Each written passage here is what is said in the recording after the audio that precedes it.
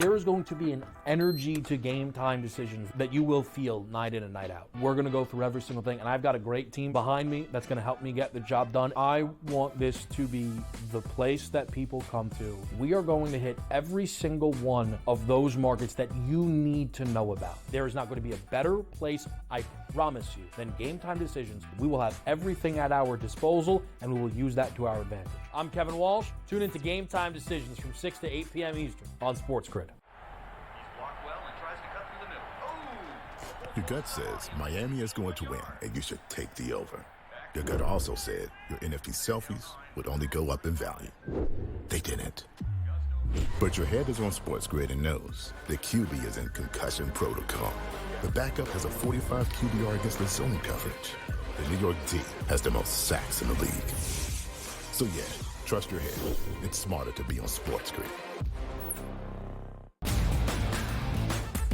But if it ends up being 1 versus 2, which seems likely because the Cavs have a 5.5 game lead over Boston, the Celtics 3 games clear of the New York Knicks. They're not unstoppable, not running away with everything, but for them to blow a 5.5 game lead on the backstretch in the NBA, already being a quality team outside of disastrous injuries, I don't buy that at this time.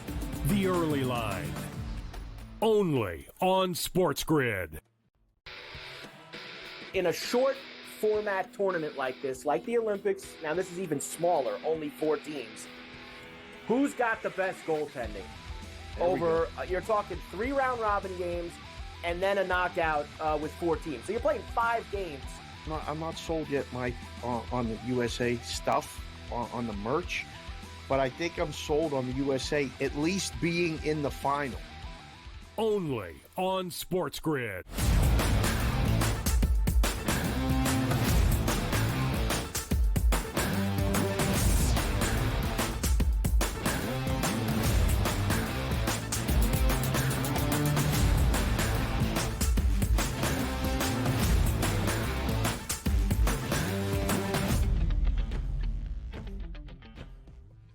We welcome you to hour number 2 live right here on this Wednesday on the Early Line on SportsGrid. He is Donnie right side. I am Ben Stevens. Plenty more ahead around the association in college hoops on this Wednesday night. Heck, we'll even head back out to San Diego for another stop on the PGA Tour this week as well with the Genesis Invitational.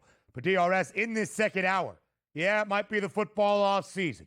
Everybody in the National Football League now in the offseason as well. But with the Saints hiring Kellen Moore yesterday, the head coaching carousel around the National Football League has officially stopped spinning. So in this second hour, a focus on those 7 organizations that had to hire a new head coach this offseason and what the future holds for each and every team. A couple of big questions with the offseason outlook ahead for all of those spots, DRS, around the NFL. You're right about it. And also, it's fun to start the offseason because there's a lot of things to look forward to. And if you're a team that didn't win the Super Bowl, like the Eagles did, you can improve your team. You can make changes like they did with the coaching staff. But also understand this. Being in New Orleans, been down there for a few football games, it's a wonderful city overall. So you have the high of New Orleans.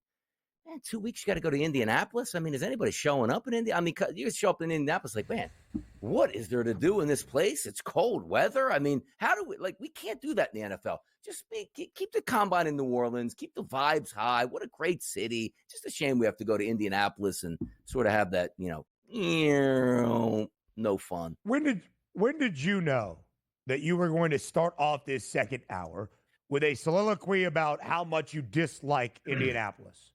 When did you know that?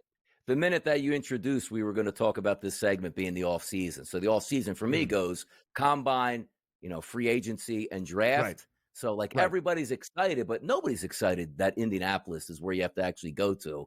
No, that's all. What was your favorite part about New Orleans while you were there covering the Super Bowl? Probably the weather. Like 75, 80 degrees. That's not what you told me. I'm not going to let you You told me it was your ability to walk everywhere and how congruent the city layout is, which is the beautiful thing about Indianapolis and why it is one of, if not the greatest sports hosting cities in this country. Everything's a highway in Indy. Like, It's not true.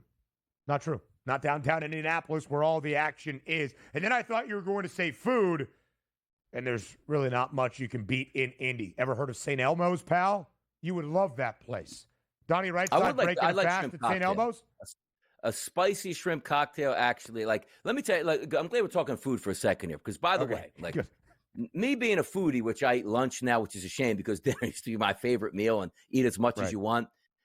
Going to a place, whether it's a high-end steakhouse or just a seafood place, if they have elite shrimp cocktail, that's a place you need to sign up for. Like, you could tell, like, sometimes there's good shrimp cocktails. There's, that was okay. And sometimes you get that shrimp cocktail that was absolutely elite. So I do give a thumbs up there, that St. Elmo's place, because I do, people struggle with the cocktail sauce because that thing will clean out your sinuses real quick. I would like that. I actually would like that. I like that type of stuff.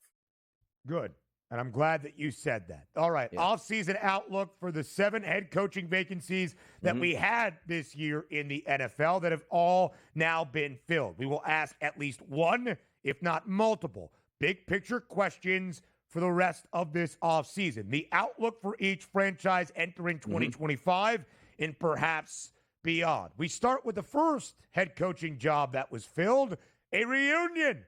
Mike Vrabel makes his way back to Foxborough, where he won Lombardi trophies as a player and got some of his coaching starts under Bill Belichick. Last year with Gerard Mayo, who was kind of the scapegoat, if you will, after only one season and a 4-13 record, that was the mark for the Patriots. 140-1 to win Super Bowl 60. So not overly optimistic they are going to have immediate success, but they have the 4th overall pick this upcoming April, 9 total picks in the NFL, and all of these salary cap numbers provided to us by our producer extraordinaire, Joe Frizo, are from Over the Cap. $120 million for the Pats, DRS. That is the most around the National Football League this offseason. So with all of that money and a promising young quarterback in Drake May, question number 1 for Mike Vrabel and New England.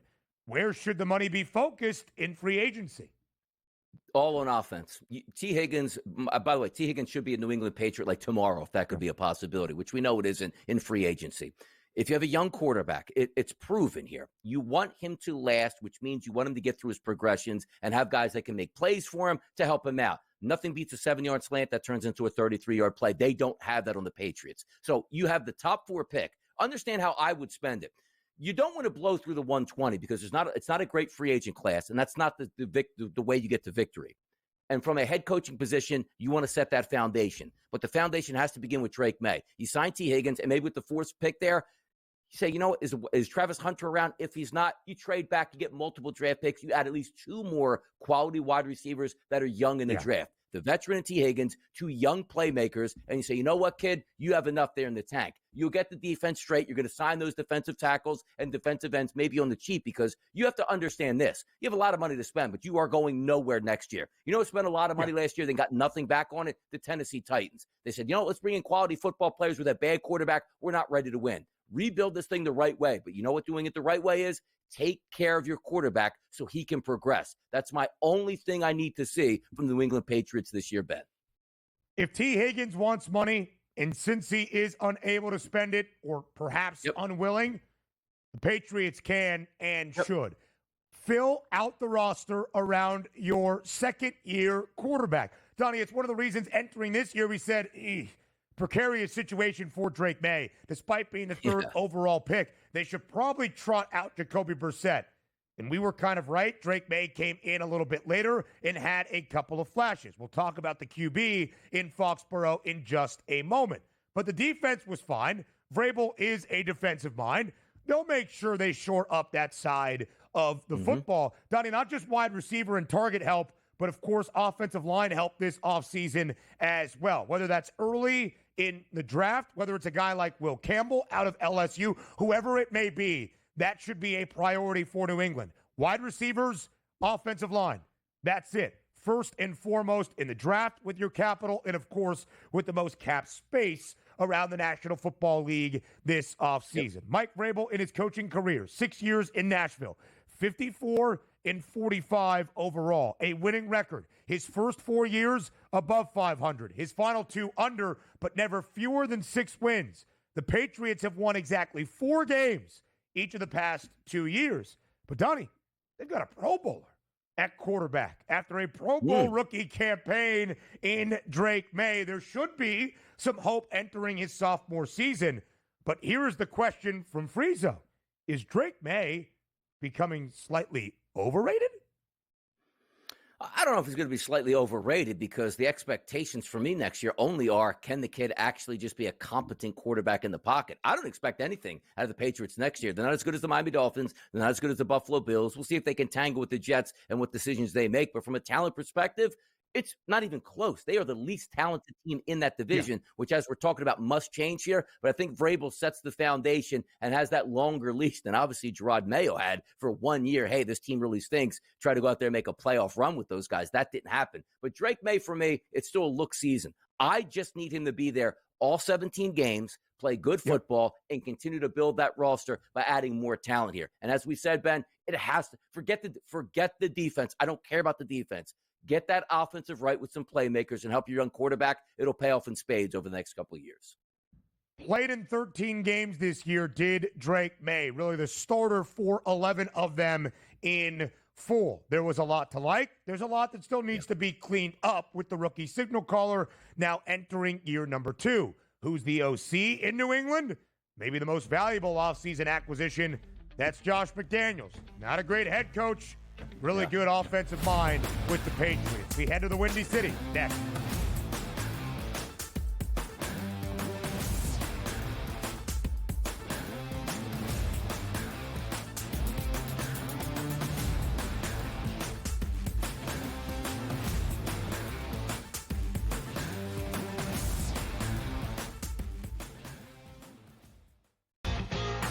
Slow play drum beat grows louder and louder every week, to the point now that they're making overt references to it on the broadcast. So there's plenty of other guys that have to get faster.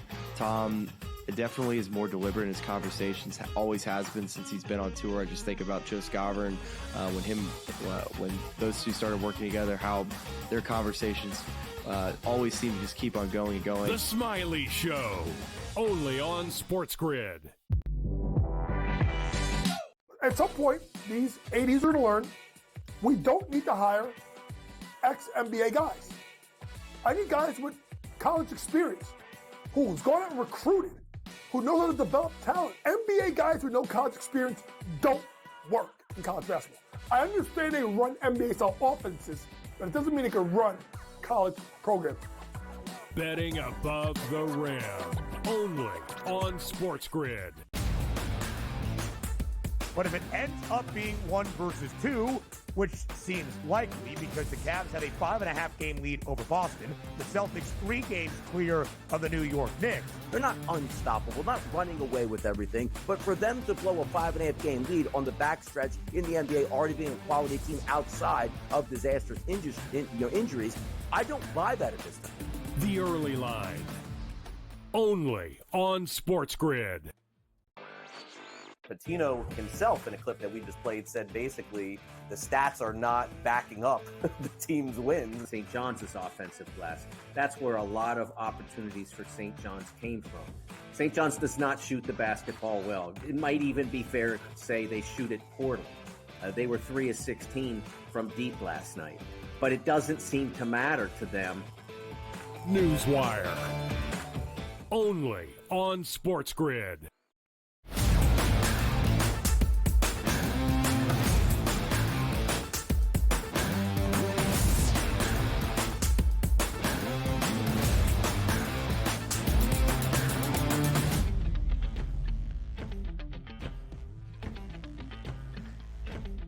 In this second hour, and even to start hour number 3, we go through all of the 7 head coaching vacancies this NFL offseason, all now filled with a new head man to lead the future of a franchise and look at the offseason outlook for every organization. We started in Foxborough in New England. Now time to Chicago. The Bears hiring Ben Johnson. DRS, both you and myself called it the best, or at least most attractive coaching hire in this cycle.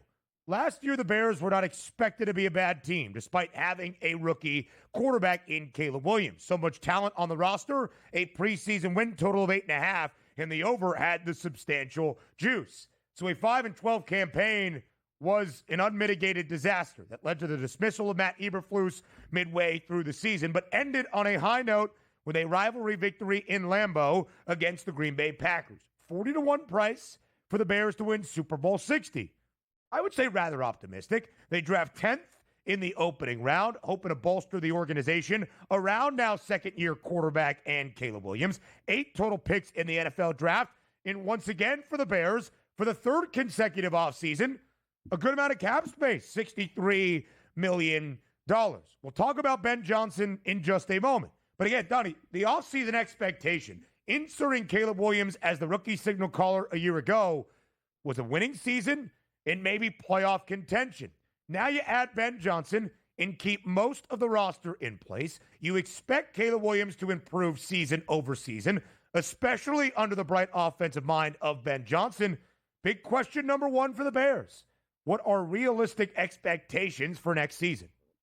Oh, it's playoffs. It really is. Like, even coming into this season, we were spoiled, as I like to say, by, CJ down there in Houston having a very, very good rookie year. And you expected that to just say, you know what? Rookie quarterbacks with high, let's just say, accolades coming out of college, they should be able to be successful right away. And it wasn't Caleb Williams' fault. Just didn't have the right offensive coordinator / offensive system to be in. Because I don't think anybody's like, hey, man, Caleb's going to get drafted to the Bears. He's probably going to be a bust at that point. And he wasn't a bust last year. They had a lot of weapons. They had a decent offensive structure, but just not the right plays and the play call and the confidence to operate out of the pocket. So now when you get Ben Johnson to come over, you already have a quarterback with a lot of snaps under his belt. He's been in the NFL, and now you have an entire offseason. Say, hey, look, we're not going to surprise you of being your first start, second start, third start. You've been around the block already. I'm going to put you in the right position every time. And also, Ben, a lot of similarities to Detroit. Like, Detroit has a great offensive line. Chicago's got a solid offensive line. Detroit's got a great tight end. They have a decent tight end in Cole Kmet. You have great wide receivers that were able to perform in Detroit. You got a really solid set of wide receivers here in Chicago. Do you have the same running game that you have, with Sonic and Knuckles? No, you don't. But Swift is a pretty good start at that point. So it's not as if he's coming into a situation like,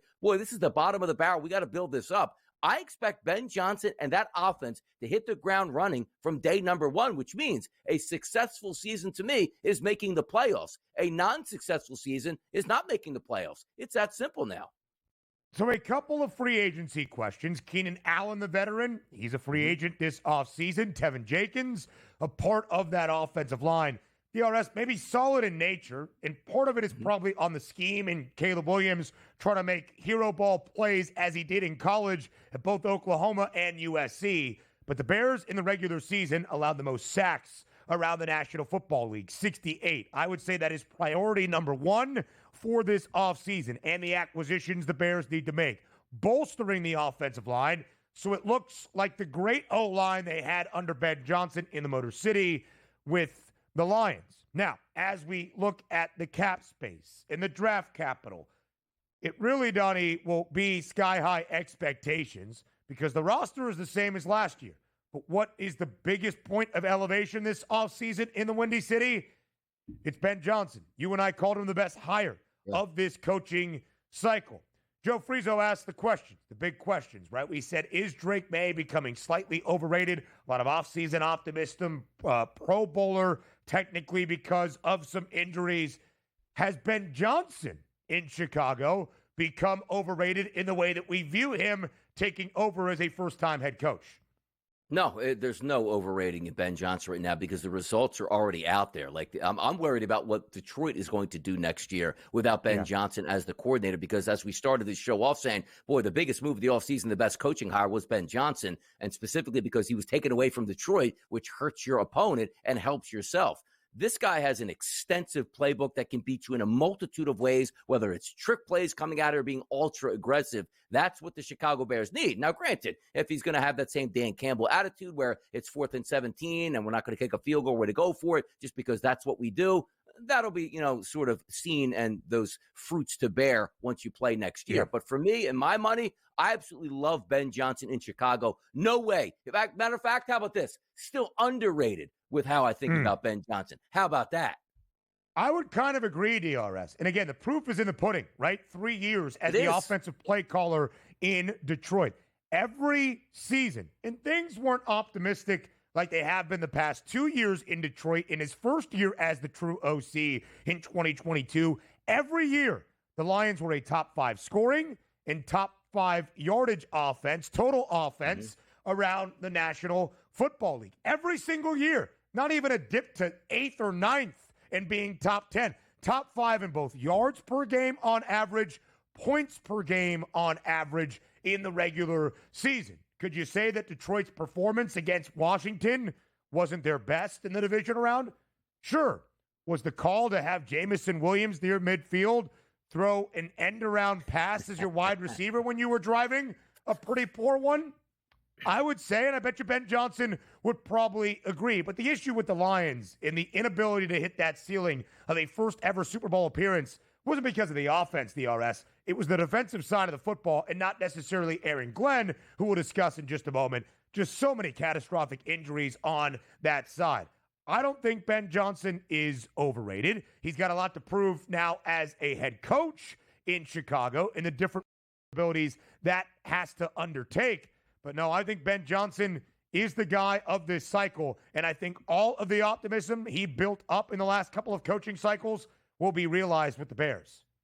Yeah, you got to be excited if you're a Bears fan base. I mean, you went from Eberflus now to a massive upgrade on a team that you should have high expectations for. And we'll see how high those expectations get next year. But if I see the Bears 6-7 wins and the offense is struggling, that's a massive upset for me.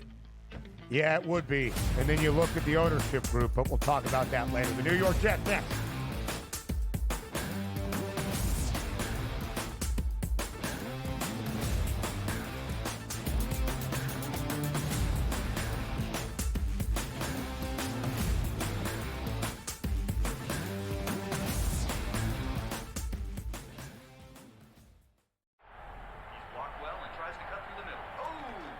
Your gut says Miami is going to win, and you should take the over.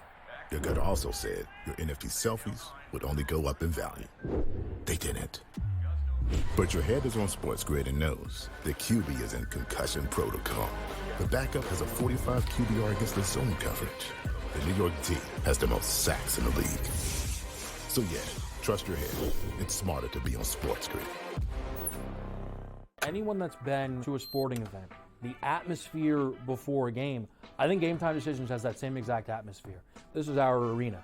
This is what we do. There is going to be an energy to Game Time Decisions that you will feel night in and night out. The excitement you get when you lock your bets in, when you're figuring out what you want to do, we can zone in on the biggest games each night. I want this to be the place that people come to before the games start so they feel as ready as possible to lock in their cards. We are going to hit every single one of those markets that you need to know about. We're going to go through every single thing, and I've got a great team behind me that's going to help me get the job done. There is not going to be a better place, I promise you, than Game Time Decisions to get that new information, react to it, and be able to then bet accordingly. We will have everything at our disposal, and we will use that to our advantage.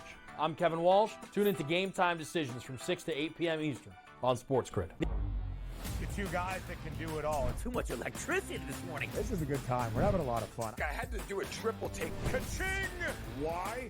Because of parity. I didn't mean to offend. Yeah, it's not going to happen. Load management is a dirty word. Let him rip. You know what? Circumstances provide the results. What? How do you do this one? Oh, Donnie, you got such a good show there. A network that is booming. The Early Line, only on SportsGrid.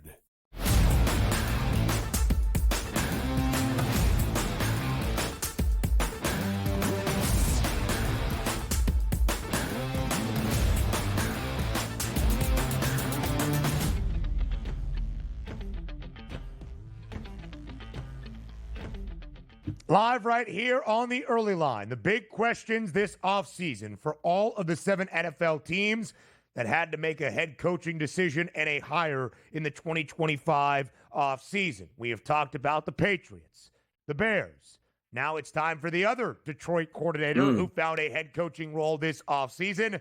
That would be Aaron Glenn back in New York. Played 8 seasons as a member of the Jets defense. Was the 12th overall pick by the Jets back in 1994. And of course, DRS, the last few years for New York have not been kind. The last 2 years highlighted by the disaster that was the Aaron Rodgers era, if you want to call it that. A 5-12 campaign for the Jets a season ago with a preseason win total of 9.5, expecting double-digit wins in a playoff berth.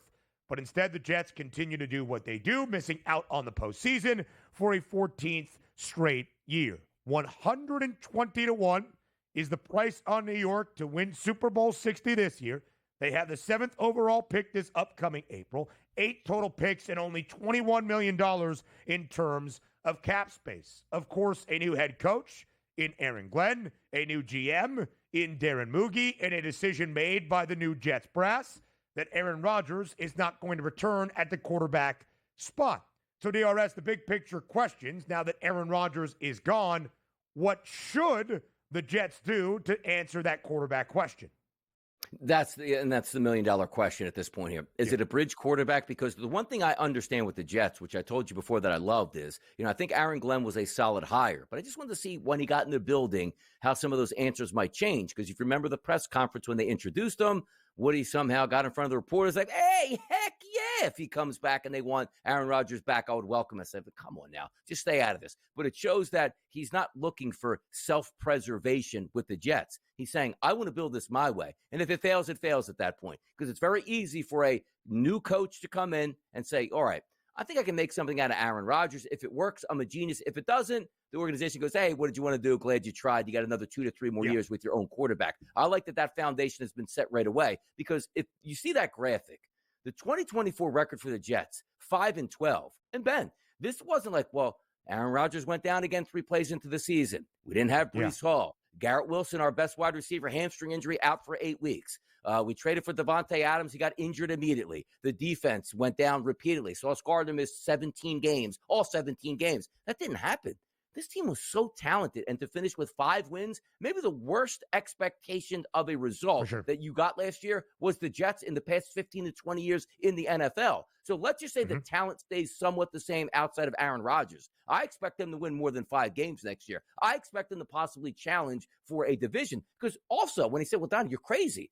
If you do get a veteran quarterback in there that just is able to provide substance and not, submarine your coaching staff by going over the heads of the coaches and the general manager to the owner, they're going to be better coached, and they're going to be willing to play harder, obviously, under this new regime. So for me, 6 wins is a must for the Jets next year, and they might make a playoff run if, Ben, they do get a quality quarterback. I don't need a superstar. I just need competent quarterback play out of the Jets, and they should, no doubt about it, 7+ wins next year, which would put you in playoff position by the time you hit December. So, DRS, that perfectly then leads into question number 2. It is the million-dollar question. What are the Jets going to do at the quarterback position? What do you think the Jets will do with that quarterback position? Give me a couple of names that you think might make some sense.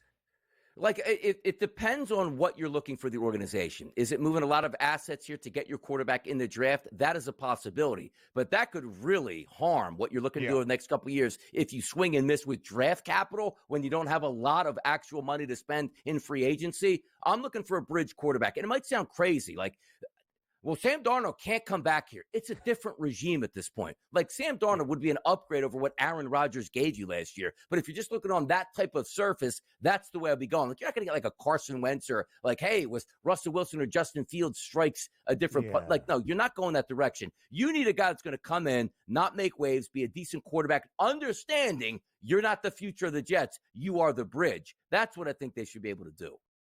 I never thought Aaron Rodgers was the answer. Certainly did not expect that to be the case entering 2025 with Aaron Glenn and a new regime. But, Donnie, when you look at the roster right now, it's probably not Tyrod Taylor.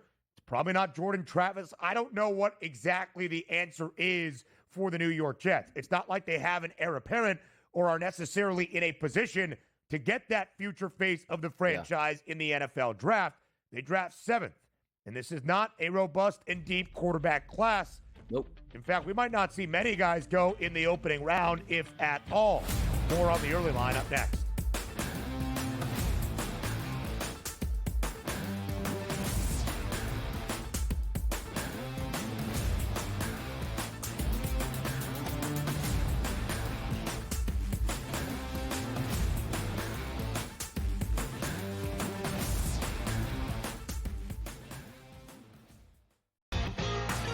slow play drumbeat grows louder and louder every week to the point now that they're making overt references to it on the broadcast. So there's plenty of other guys that have to get faster. Tom definitely is more deliberate in his conversations, always has been since he's been on tour. I just think about Joe Scover when those two started working together, how their conversations always seem to just keep on going and going. The Smiley Show, only on SportsGrid. At some point, these 80s are going to learn we don't need to hire ex-NBA guys. I need guys with college experience who's gone out and recruited, who knows how to develop talent. NBA guys with no college experience don't work in college basketball. I understand they run NBA-style offenses, but it doesn't mean they can run college programs. Betting above the rim, only on SportsGrid. But if it ends up being 1 versus 2, which seems likely because the Cavs have a 5.5 game lead over Boston, the Celtics 3 games clear of the New York Knicks. They're not unstoppable, not running away with everything, but for them to blow a 5.5 game lead on the backstretch in the NBA, already being a quality team outside of disastrous injuries, I don't buy that at this time. The early line, only on SportsGrid. Patino himself, in a clip that we just played, said basically the stats are not backing up the team's wins. St. John's offensive glass. That's where a lot of opportunities for St. John's came from. St. John's does not shoot the basketball well. It might even be fair to say they shoot it poorly. They were 3 of 16 from deep last night. But it doesn't seem to matter to them. Newswire, only on SportsGrid.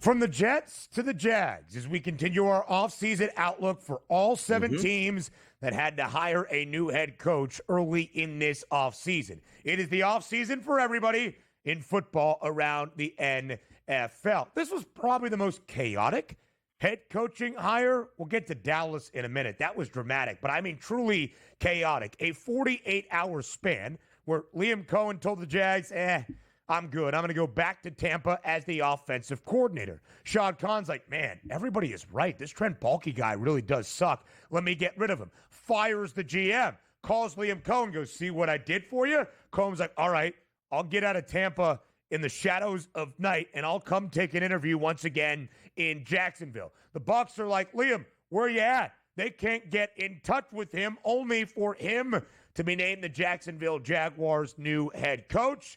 And there's always got to be one in the introductory press conference that says or does something stupid. Duval. That was Liam Cohen. But, Donnie, in terms of the 39-year-old, former Buccaneers offensive coordinator, former Rams offensive coordinator, former OC at Kentucky for a couple of years in the last 5, mixed in between, on a meteoric rise, who back in 2017 was coaching at Maine at the FCS level, Liam Cohen, now a first-time head coach in the National Football League. So let's dive in to Jacksonville. 4-13 record a year ago. Again, falling well short of expectation. 8.5 was the win total for the Jags this season. Now we move forward to 2025. 75-1 to win Super Bowl 60. 5th overall pick in the opening round. 10 total draft picks at their disposal in 2025. And about $32 million in cap space. So let's start with the biggest question for Jacksonville. The offensive mind that is Liam Cohen. Can he rejuvenate Trevor Lawrence's career? I think so. And I really like this move, not only for Liam Cohen, but this was one of those spots where I said, boy, Jacksonville's got some talent in a division that you can win next year. And then you look at last year's record and you say, just like the Jets, like, how is that possible with the amount of talent that you had? Well, sometimes things just don't work out, and the coaches and the players just don't buy in and work on the same page, which now I think that if you are Trevor Lawrence, hey, man, I'm getting an offensive mindset coach here that let Baker Mayfield sling it around. And if you are Brian Thomas Jr., had a great year last year. I am so high on this kid. I think he's going to be phenomenal over the next 5 to 10 years. He's going like, This guy had Mike Evans cooking once again. Boy, as the number one, I'm going to get all those footballs. Ingram at tight end is a really viable guy. You take a look at Kirk in the slot when he's healthy, and a running game that does have a lot of talent and a little bit of thunder and lightning back there. What's not to like about Jacksonville? Even on the defense, you got some talented linebackers, but also two very good edge rushers. The shell of the product in Jacksonville is ready for a winning program. And it's not as if we're saying, just like Chicago, like, hey, we like the move for Ben Johnson to go there. But boy, Minnesota's good. They got a good head coach and a good football team. The Packers are really good. Detroit's really good. That's just going to be tough here. Or the same thing we talk about, like, who's going to want that job in Las Vegas with how good that division is. This is the division that you can win next year, and the expectations shouldn't be too high for them not to compete for that and get into a playoff spot. I like the future of the Jacksonville Jaguars. And you saw a high draft pick, 10 total picks in the draft, money to spend with an owner that basically told this guy, you come here, you're going to get whatever you want. Whatever shiny toy you need, I'll pay for it here at this point. I love the future of the Jacksonville Jaguars, Ben. So it is also very interesting, DRS, because technically the Jags have not hired their new general manager just yet, but Liam Cohen is going to have a part and a say in who gets that gig. But when you look at the structure of a franchise, ownership group, down to the front office, down to the head coach, down to the quarterback, probably the two most important positions, your head coach and quarterback in the National Football League. And we look at these situations as we evaluate the best vacancies, the most desirable and attractive landing spots. Chicago has Caleb Williams and a really talented roster, but they play in the NFC North, which we know is going to be a great division, it seems, year over year, at least for the next 5-7 years. You can make some moves in that division, no doubt, with some changing parts season over season, but still a very difficult gauntlet, it would seem, in that division. The AFC South ain't that. The AFC South feels very, very open to have some success right away. Could you make an argument that Jacksonville, with Trevor Lawrence, is the most desirable spot? Now, maybe you're questioning Trevor Lawrence, who for the entirety of his NFL, college football, and high school career was about as available and healthy as you will find for any football player. Was not the case in the dismal home stretch of 2023, certainly not the case here in 2024. But I do really believe Liam Cohen is a great offensive mind in a great pairing with Trevor Lawrence, which leads, Donnie, to this conversation even further. 2A, if you will. If Liam Cohen can rejuvenate Lawrence's career as we expect, can the Jags contend for a divisional crown in the AFC South right away? Absolutely. You take a look at Indy. Who's their quarterback? They're not sure who that is. You take a look at Tennessee in a complete rebuild mode, it feels like right now. And then you take a look at Houston, who's a very good team. You expect them to be the top dogs entering into the season. But it won't be a massive upset, maybe a mild upset if Jacksonville can overtake them, because I think the talent discrepancy is not really that big between both of these franchises. And all you need is a healthy position at quarterback with Trevor Lawrence, with a good offensive play caller, which he has now, to sort of take that team next. And also, Brian Thomas Jr. was a rookie last year. He's going to have a whole offseason to go through and get even better, bigger, stronger, and faster entering into the next season. And you talk about the salary cap, add another wide receiver on top of it, add another defensive player, maybe a top-level cornerback or, somebody that's going to help in that secondary. Why not? That's not a massive upset. I expect them to compete for the division championship next year. Yeah, I do as well. And I wonder what that price is. There's no doubt the Texans are going to be booked as a favorite. Is it plus 125? Is it minus 150 for a Texans team that has now won the AFC South 2 consecutive seasons? But I think the hope in Duval County, DRS, for the partnership of Liam Cohen and Trevor Lawrence is 2022. Lawrence's second year in the league that led to that divisional comeback and, of course, the large postseason comeback over the LA Chargers. If he is healthy, I still believe in Trevor Lawrence. Let's play glass half full just quickly here, Donnie. We both believe Liam Cohen and Trevor Lawrence are going to have some success and maybe can make some headway within the AFC South. Let's say it doesn't work out. Lawrence maybe not quite what we thought. Liam Cohen maybe not great in his first time NFL head coaching gig. Is the clock then ticking more on Cohen's job as the head coach or Trevor Lawrence, despite the contract extension he signed this previous offseason? Oh, it's Cohen. It's by far. Like you might say if Trevor Lawrence was 34 years old, yeah, the clock is ticking where he doesn't have much time left. He's 25 years old with a massive contract at a position in sports where if you can just have a heartbeat, you're going to stick around for a long time. No, the clock is on Cohen right now to get this offense right. And if he doesn't, he'll be shipped out of town. And another guy will try to come in with Trevor Lawrence to try to do some damage. 25 years old. That's it for Trevor Lawrence. He has completed 4 years in his National Football League career. There has been some very high highs, in some very low lows, in some inconsistency mixed in between. Donnie, again, he's really only had one great year, 2022, his second. We're just getting Urban Meyer out of Jacksonville. Felt like a big win for Lawrence's future in the National Football League. And it was with Doug Peterson. But 2023, he was banged up down the home stretch. Last year, the most injured we have seen Trevor Lawrence in his football playing days. I would agree with you with the investment in the 5-year, $55 million deal that Trevor Lawrence signed this previous offseason, or at least $55 million a year if it's 4 or 5 years.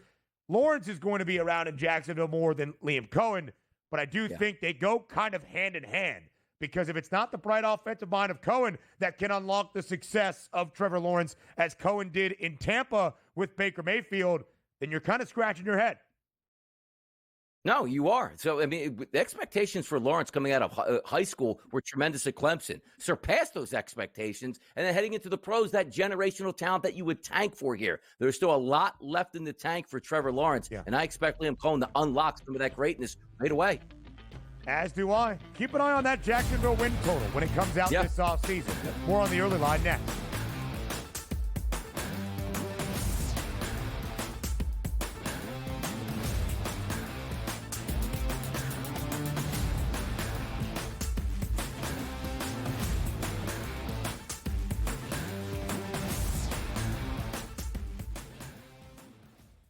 There is going to be an energy to game time decisions that you will feel night in and night out. We're going to go through every single thing, and I've got a great team behind me that's going to help me get the job done. I want this to be the place that people come to. We are going to hit every single one of those markets that you need to know about. There is not going to be a better place, I promise you, than Game Time Decisions. We will have everything at our disposal, and we will use that to our advantage. I'm Kevin Walsh. Tune into Game Time Decisions from 6 to 8 p.m. Eastern on SportsGrid.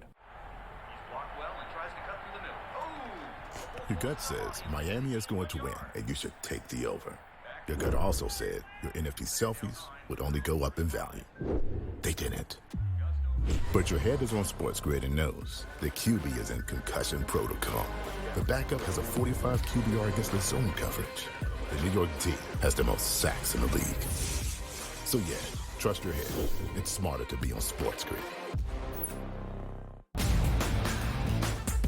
But if it ends up being 1 versus 2, which seems likely because the Cavs had a 5.5 game lead over Boston, the Celtics 3 games clear of the New York Knicks. They're not unstoppable, not running away with everything, but for them to blow a 5.5 game lead on the backstretch in the NBA, already being a quality team outside of disastrous injuries, I don't buy that at this time. The early line, only on SportsGrid. In a short format tournament like this, like the Olympics, now this is even smaller, only 4 teams, who's got the best goaltending? You're talking 3 round robin games and then a knockout with 4 teams. So you're playing 5 games. I'm not sold yet, Mike, on the USA stuff, on the merch, but I think I'm sold on the USA at least being in the final. Only on SportsGrid.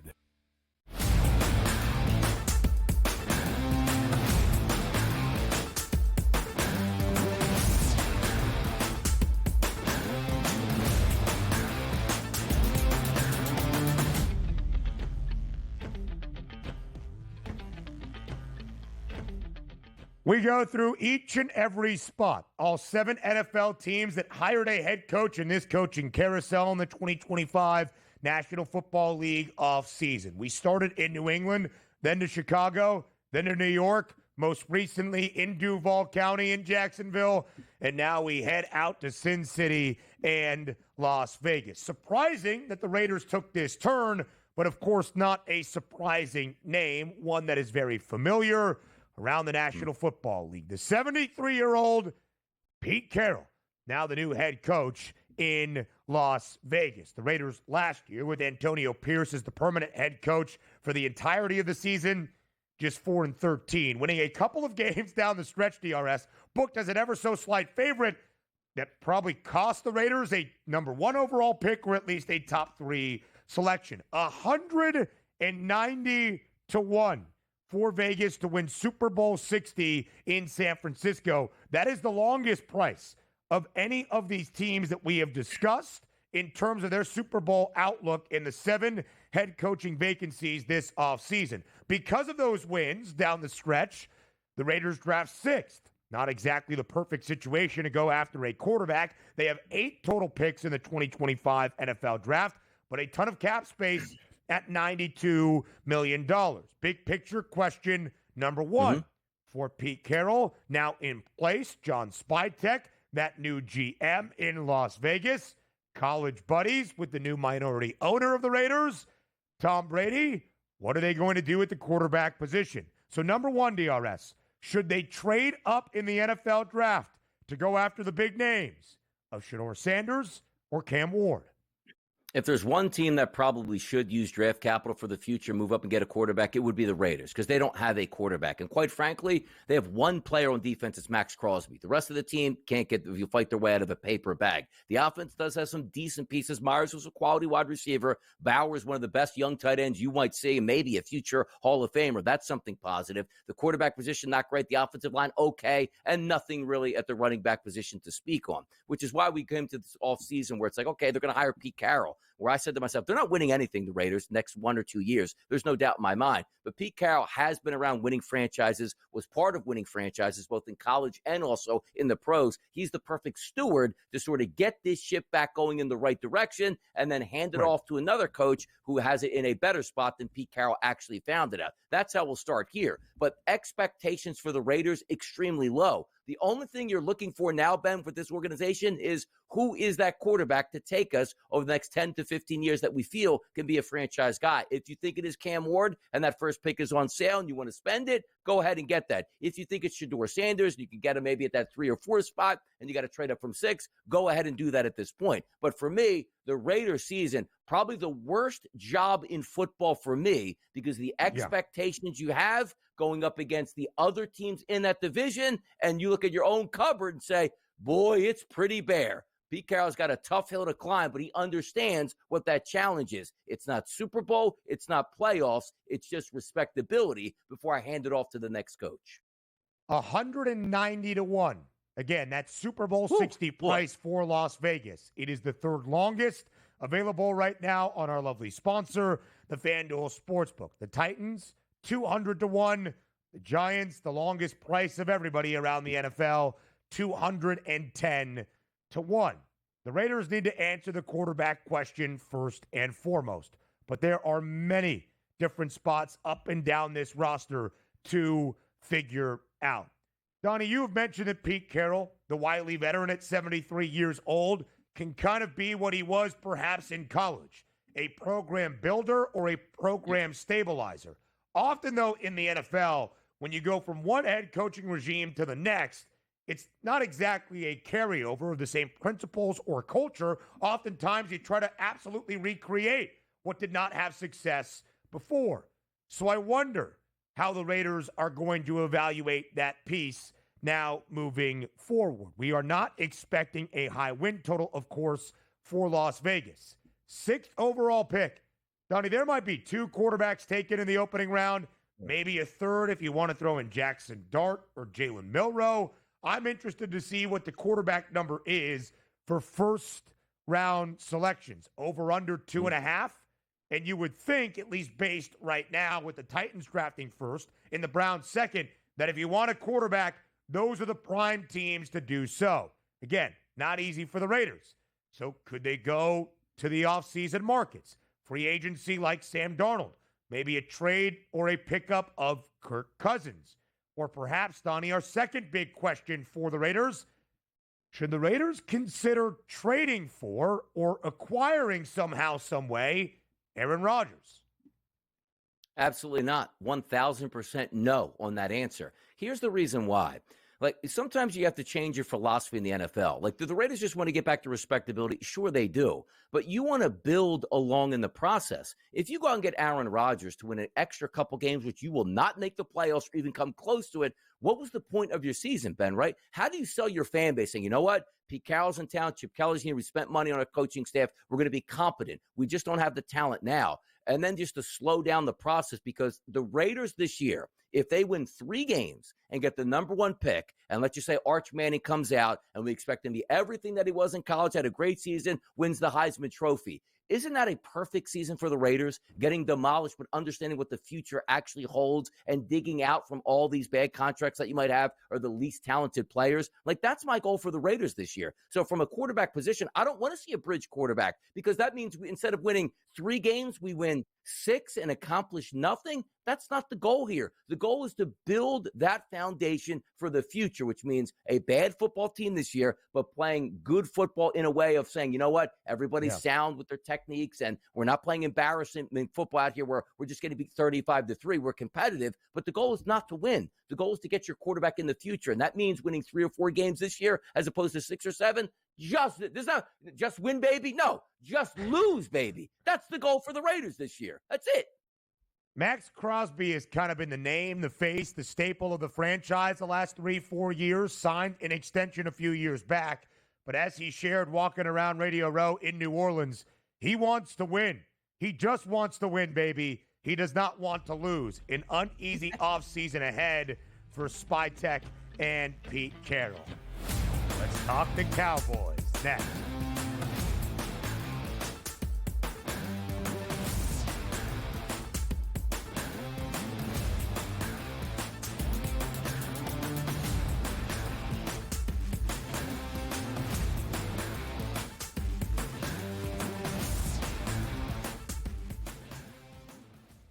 There is going to be an energy to game time decisions that you will feel night in and night out. We're going to go through every single thing, and I've got a great team behind me that's going to help me get the job done. I want this to be the place that people come to. We are going to hit every single one of those markets that you need to know about. There is not going to be a better place, I promise you, than Game Time Decisions. We will have everything at our disposal, and we will use that to our advantage. I'm Kevin Walsh. Tune into Game Time Decisions from 6 to 8 p.m. Eastern on SportsGrid. Your gut says Miami is going to win, and you should take the over. Your gut also said your NFT selfies would only go up in value. They didn't. But your head is on SportsGrid and knows the QB is in concussion protocol. The backup has a 45 QBR against the zone coverage. The New York D has the most sacks in the league. So yeah, trust your head. It's smarter to be on SportsGrid. But if it ends up being 1 versus 2, which seems likely because the Cavs have a 5.5 game lead over Boston, the Celtics 3 games clear of the New York Knicks. They're not unstoppable, not running away with everything, but for them to blow a 5.5 game lead on the backstretch in the NBA, already being a quality team outside of disastrous injuries, I don't buy that at this time. The Early Line, only on SportsGrid.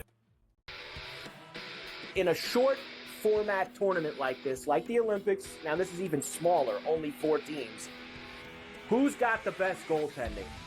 Over, you're talking 3 round robin games and then a knockout with 4 teams. So you're playing 5 games. I'm not sold yet, Mike, on the USA stuff, on the merch, but I think I'm sold on the USA at least being in the final. Only on SportsGrid.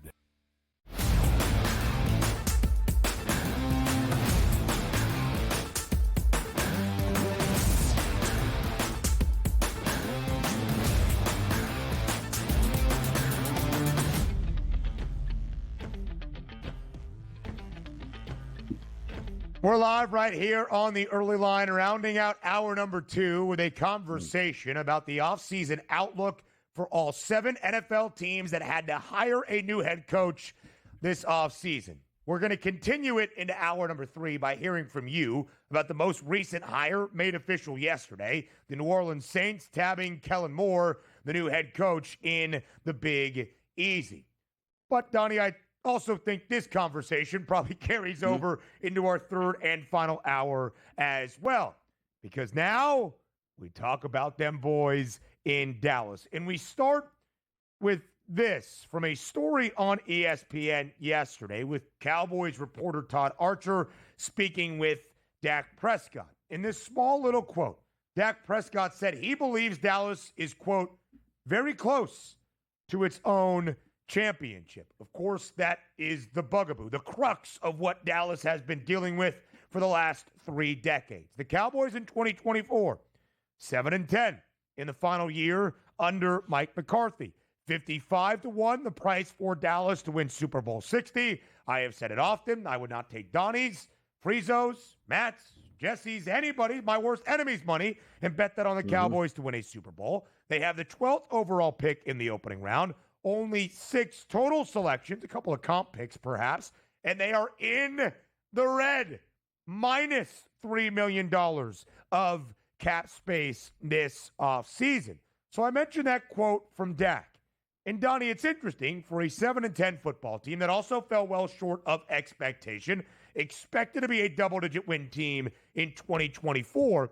The success level for a first-time head coach in Brian Schottenheimer is not, hey, pal, get to 6, 7, maybe 8 wins.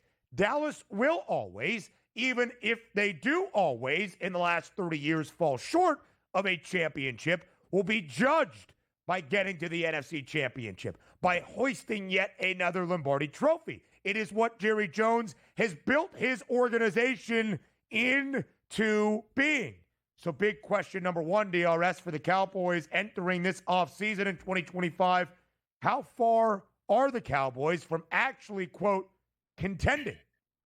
They're pretty far from contending for a Super Bowl, but they're not far off from making the playoffs, which they will make next year. Oh, no, look at that. Donnie likes the Eagles. How can he talk about the Cowboys? The Cowboys have a quality team overall. If Dak Prescott's healthy for the entire season, like you bank on for most starting quarterbacks, they'll make the playoffs. Why? Just go back the past 5 to 6 years under Dak Prescott. They win double-digit games. That's what the Cowboys do. Do I expect them to make an NFC championship game? Probably not. I don't know if they're that talented, but they're talented enough to make the playoffs. You're trying to tell me with a team last year that won 7 games with all the injuries they had, particularly at the quarterback position, you know what they're going to do in the offseason? Yes, Dak's going to get healthy. They're actually going to be proactive and find a real running back. That will help them on the outside. They'll get some help for CeeDee Lamb. They're going to get another tight end that might be able to be impactful as opposed to just relying on Ferguson when they lost Schultz, who was impactful for that team, then goes over to Houston. They'll rebuild that offensive line. This team is too talented to win 7 games, which means they're going to get closer to 10 wins than not. The Dallas Cowboys in 2025, they're making the playoffs. Book that.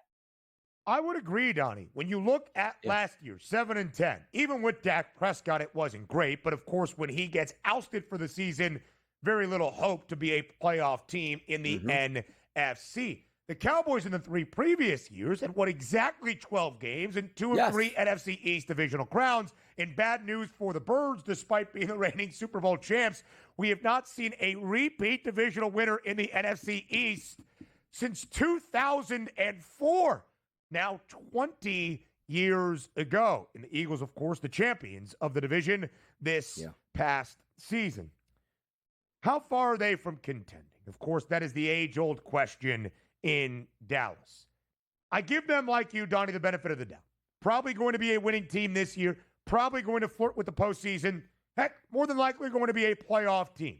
That is what they already have on the roster, and you would hope some additions. But you said all of the acquisitions and pluses they are going to make this offseason. Yeah. Are they? Will they? Yes. Do they? Jerry Jones is still the guy making those decisions. And Donnie, as we saw, with what seemed as crystal clear that needed to happen this offseason for Dallas to have success, he took forever to sign and extend CeeDee Lamb and Dak Prescott and did not add a running back. So do I trust them to make those moves this time around? I don't know if you trust. I think they're going to be forced into that. They understand the mistakes they made. You see all the free agent running backs that made impacts last year, and then to find out, like Derrick Henry was like, I'll play for free to play for the Dallas Cowboys. Like, nah, we got already guys ready to go here. You don't need at this point. They'll make that correction this year, I believe that. Hour 3 next.